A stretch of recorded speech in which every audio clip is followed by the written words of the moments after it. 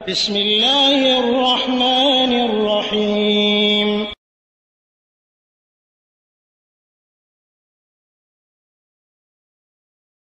بسم الله الرحمن الرحيم الحمد لله رب العالمين والصلاة والسلام على أشرف الأنبياء والمرسلين نبينا محمد وعلى آله وصحبه أجمعين أما بعد ওয়ালাইকুম আসসালাম ওয়া রাহমাতুল্লাহি ওয়া বারাকাতুহু।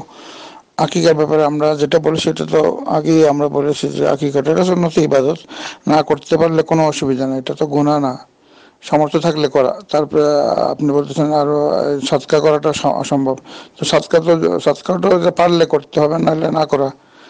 সদকা তো যে দরিদ্র সে উল্টা সেই সদকা খাইতে পারে, অসুবিধা নেই। তো সদকা সে কীভাবে করবে? যে গরিব সে সদকা করবে না, গরিব দরিদ্র যে সে সদকা আরও খাইতে পারে, তার জন্য সদকা খাওয়া বৈধ এবং তার সদকা করার দরকারই নেই। এটা হলো নিয়ম বিধান। আর সদকা যে করবে সে খাইতে পারবে না, তার আত্মীয় কেউ খাইতে পারবে না। তো কাজেই এখন আকিকা না দিতে পারলে সদকা করতে হবে এমন কোনো বিধান নাই। মানে কেউ মনে চাইলে যে আমি আমার বিপদ আপদ থেকে বাঁচার জন্য আল্লাহ এমনি সওয়াব পাওয়ার জন্য সদকা করতে পারে, সেটা সামর্থ্য থাকলে। সদকা যাদের সামর্থ্য তারা করবে, এটা সুন্নত ইবাদত, করতে পারলে ভালো, না করতে পারলে কোনো অসুবিধা নেই। এটার পরিবর্তে বিকল্প সদকা করতেই হবে এমন কোনো কথা না। এটা বলা হচ্ছে যে কেউ যদি সদকা করতে চায়, যে করতে পারে নাই, এই জন্য একটা আফসোস, এবং যদি মনে করে যে আমি এখন করবো, সামর্থ্য আছে, তাহলে সে সদকা করবে। আর যদি সৎকার করার সামর্থ্য নাই, তো জোর করে সৎকার করার কোনো প্রয়োজনই নেই। সৎকার যে দরিদ্র সে তো নিজেই সৎকার খেতে পারে, তো এটা একদম সহজ ব্যাপার, এত কঠিন ব্যাপার না এটা।